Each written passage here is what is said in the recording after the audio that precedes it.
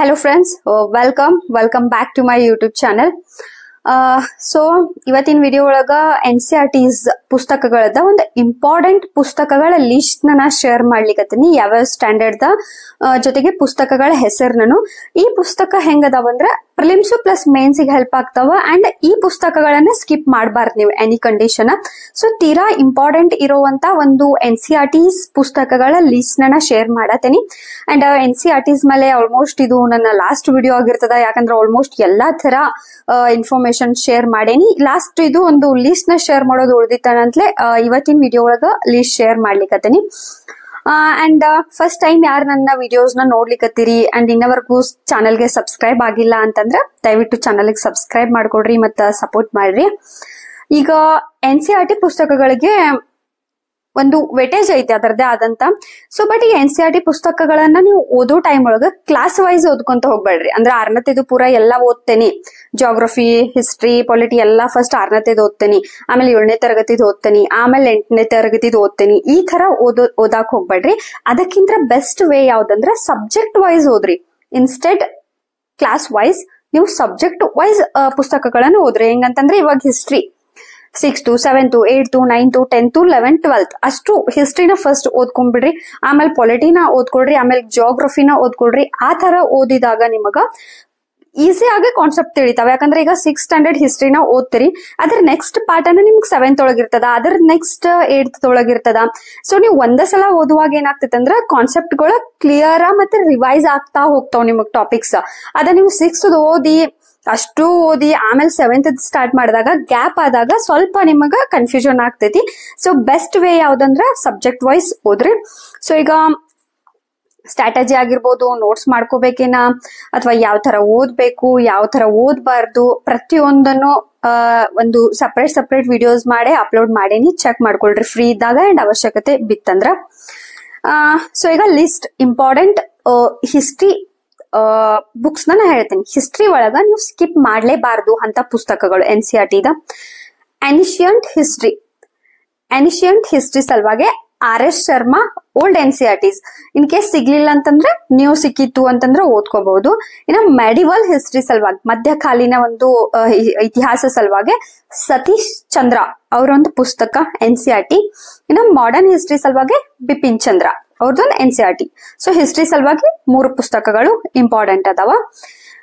Then coming to political theory class 11th important ಒಂದ್ ಪುಸ್ತಕ ಐತಿ ಪೊಲಿಟಿ ಒಳಗ. ಸಂಹವ್ 6th to 10th ಸ್ಕಿಪ್ ಮಾಡ್ರು. ಪೊಲಿಟಿ ಸಲುವಾಗಿ ಈ ಪುಸ್ತಕನ ನೀವು ಸ್ಕಿಪ್ ಮಾಡಬಾರ್ದು. ಯಾವ್ದಂದ್ರೆ ಪೊಲಿಟಿಕಲ್ ಥಿಯರಿ ಕ್ಲಾಸ್ 11th, ಇನ್ನೊಂದು Indian constitution at work class 11th and political in India since independence ಈ 3 NCERT's ಪೊಲಿಟಿ ಸಲುವಾಗಿ ಇಂಪಾರ್ಟೆಂಟ್ ಅದಾವ. ದೆನ್ ಎಕನಾಮಿ ಸಲುವಾಗಿ Indian economic development class 11th best book ಐತಿ. ಪೂರಾ ಪುಸ್ತಕನ ಓದ್ರಿ. ಇನ್ನ 12th ಸ್ಟ್ಯಾಂಡರ್ಡ್ ಒಳಗ ಮ್ಯಾಕ್ರೋ ಎಕನಾಮಿ ಒಂದು ಪುಸ್ತಕ ಬರ್ತೈತಲ್ಲ, ಅದ್ರೊಳಗೆ ಸೆಲೆಕ್ಟೆಡ್ ಲೆಸನ್ ಅಷ್ಟ ಓದ್ರಿ, ಪೂರ್ತಿ ಓದ್ಬೇಡ್ರಿ. ದೆನ್ ಆರ್ಟ್ ಅಂಡ್ ಕಲ್ಚರ್ ಹೆಂಗೈತಿ ಅಂದ್ರೆ ಪುಸ್ತಕಕ್ಕಿಂತ ಆಲ್ಮೋಸ್ಟ್ NCERT's ಮೇಲೆ ರಿಲೈ ಆಗೋದು ಬೆಸ್ಟ್ ಐತಿ. Themes in Indian history part 1, 2 and 3 and introduction to fine art 11th class ಅದು ಪಾರ್ಟ್ 1 ಪುಸ್ತಕನ ಓದ್ಕೊಡ್ರಿ. 11th ಸ್ಟ್ಯಾಂಡರ್ಡ್ ಇಂಪಾರ್ಟೆಂಟ್ ಅದಾವ. ಇನ್ನ ಈ ಆರ್ಟ್ ಅಂಡ್ ಕಲ್ಚರ್ ಸಲುವಾಗಿ ಐತ್ಲಾ ಹಿಸ್ಟ್ರಿ ಪುಸ್ತಕನ ನೀವು ಓದ್ಬೇಕಾಗ್ತದ. ಹಿಸ್ಟ್ರಿ ಒಳಗನೆ ಏನ್ ಆರ್ಟ್ ಅಂಡ್ ಕಲ್ಚರ್ ಪೋರ್ಷನ್ ಇರ್ತೈತಲ್ಲ, ಅದ ಎಲ್ಲಿ ಬೆಸ್ಟ್ ಕೊಟ್ಟಾರಲ್ಲ ಅಲ್ಲಿ ನೀವು ತಗೋಬೇಕಾಗ್ತದ. ಸೊ ಹಿಂಗಾಗಿ ಫೈನ್ ಆರ್ಟ್ಸ್ ಒಳಗ್ ಬೆಸ್ಟ್ ಐತಿ. ಅಂಡ್ ಅದ ಇಂಡಿಯನ್ ಥೀಮ್ ಇನ್ ಇಂಡಿಯನ್ ಹಿಸ್ಟ್ರಿ ಪಾರ್ಟ್ 1, 2, 3 ಒಳಗ ನಿಮ್ಗೆ ಆರ್ಟ್ ಅಂಡ್ ಕಲ್ಚರ್ ಕವರ್ ಆಗ್ತೈತಿ. ಇಲ್ಲ ಇದು ಯಾವ್ದು ಬೇಡ ಅಂತಂದ್ರ ತಮಿಳುನಾಡು ಬೋರ್ಡ್ದು NCERT's ನ ನೀವು ಓದ್ಕೋಬಹುದು. ಇನ್ನ ಸೈನ್ಸ್ ಅಂಡ್ ಟೆಕ್ನಾಲಜಿ ಸಲುವಾಗಿ 9th, 10th ಅವಶ್ಯಕತೆ ಬಿದ್ರ ಅಷ್ಟ ಒಂದು ನಿಮ್ಗ ಟಾಪಿಕ್ ಅರ್ಥ ಆಗತ್ತಿಲ್ಲ ಅಂದಾಗ ಸ್ವಲ್ಪ ಓದ್ಕೋಬಹುದು. ಇಲ್ಲಾಂದ್ರೆ 10th ವರ್ಗಿನ ಪುಸ್ತಕ ಸೈನ್ಸ್ ಅಂಡ್ ಟೆಕ್ನಾಲಜಿ ಸಲುವಾಗಿ ಸ್ಕಿಪ್ ಮಾಡಬಹುದು. ಇನ್ ಕೇಸ್ ಓದಿರನು 9th, 10th ಒಳಗ ಬಯಾಲಜಿ ಒಂದಷ್ಟು ಚಾಪ್ಟರ್ಸ್ ನ ನೀವು ಓದ್ಕೋಬಹುದು. ಇನ್ನ 11th ಸ್ಟ್ಯಾಂಡರ್ಡ್ ಒಳಗಿನ ಲಾಸ್ಟ್ 4 ಲೆಸನ್ಸ್ ಏನದಾವಲ್ಲ ಇಂಪಾರ್ಟೆಂಟ್ ಅದಾವ biology.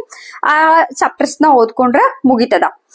Then geography very important. Geography ಸಲುವಾಗಿ ಯಾವುದೇ NCERTs ನ ನೀವು ಸ್ಕಿಪ್ ಮಾಡದಂಗ 6 to 10th ವರ್ಗಿನ ಒಂದ್ NCERTs ಕಂಪಲ್ಸರಿ ಅದಾವ.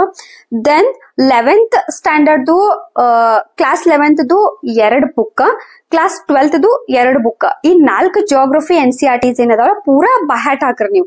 6 to 10th ಜಸ್ಟ್ ರೀಡ್ ಮಾಡ್ಕೊಳ್ರಿ ಒಂದೆರಡು ಸಲ. ಬಟ್ 11th ಸ್ಟ್ಯಾಂಡರ್ಡ್ 2 ಪುಸ್ತಕ, 12th ಸ್ಟ್ಯಾಂಡರ್ಡ್ 2 ಏನ್ NCERT ಬರ್ತಾವಲ್ಲ, ಟೋಟಲಿ 4 ಪುಸ್ತಕಗಳನ್ನ ಪೂರ್ತಿಯಾಗಿ ಬಹ್ಯಾಟ್ ಹಾಕೊಂಡ್ರ ರೆಫರೆನ್ಸ್ ಪುಸ್ತಕದ ಅವಶ್ಯಕತೆನ ಬೀಳಂಗಿಲ್ಲ ನಿಮಗೆ ಪ್ರಿಲಿಮ್ಸ್ ಕ್ಲಿಯರ್ ಮಾಡ್ಲಿಕ್ಕೆ ಅಂಡ್ ಮೇನ್ಸಿಗೂ ಹೆಲ್ಪ್ ಆಗ್ತದ.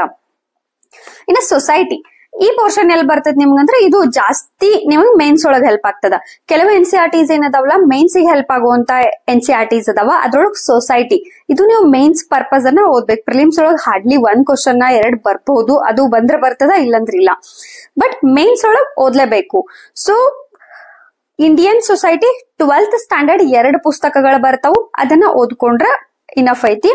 ಇನ್ನ ವರ್ಲ್ಡ್ ಹಿಸ್ಟ್ರಿ ಸಲುವಾಗಿ 9th, 10th, 11th standard history ಪುಸ್ತಕ, 9th, 10th, 11th standard history ಪುಸ್ತಕ ಓದಿದ್ರಿ ಅಂತಂದ್ರ ನಿಮಗ್ ವರ್ಲ್ಡ್ ಹಿಸ್ಟ್ರಿನೂ ಕವರ್ ಆಗ್ತದ. ಇನ್ನ ಹಿಸ್ಟ್ರಿ ಆಫ್ ದಿ ವರ್ಲ್ಡ್ ಇದು ಒಂದೊಂದು ಕ್ವಶನ್ಸ್ ಗಳು ಬರ್ತಾವ ಮೇನ್ಸ್ ಒಳಗ್, 1-2 ಕ್ವಶನ್ಸ್ ಬರ್ತಾವ, ಬಟ್ ಹಂಗಂತ ಸ್ಕಿಪ್ ಮಾಡಕ್ ಆಗಂಗಿಲ್ಲ. So history of the world ಸಲುವಾಗಿ ಓಲ್ಡ್ NCERT ಏನೈತ ಬೆಸ್ಟ್ ಐತಿ, ಓಲ್ಡ್ NCERT ಇಂದ ನಿಮ್ದ ಕವರ್ ಆಗ್ತದ. ಸೊ ಇದೇನ್ ಲಿಸ್ಟ್ ಐತ್ಲಾ ಇದು ಪೂರಾ ಇಂಪಾರ್ಟೆಂಟ್ ಪುಸ್ತಕಗಳು, NCERT ಸ್ಕಿಪ್ ಮಾಡ್ಲೇಬಾರ್ದು ಅಂತ ಒಂದು ಪುಸ್ತಕಗಳು. ಇನ್ ಅಗೇನ್ ಒಂದ್ ಕ್ವಶನ್ ಅರೈಸ್ ಆಗ್ತೈತಿ, 6 to 10th ಓದ್ಬೇಕು ಓದ್ಬಾರ್ದು. ಸೊ 6 to 10th ಏನೈತ್ಲಾ ಪುಸ್ತಕಗಳು ನಿಮ್ಮ ಒಂದು ಫೌಂಡೇಶನ್ ನ ಕ್ಲಿಯರ್ ಮಾಡ್ತಾವ.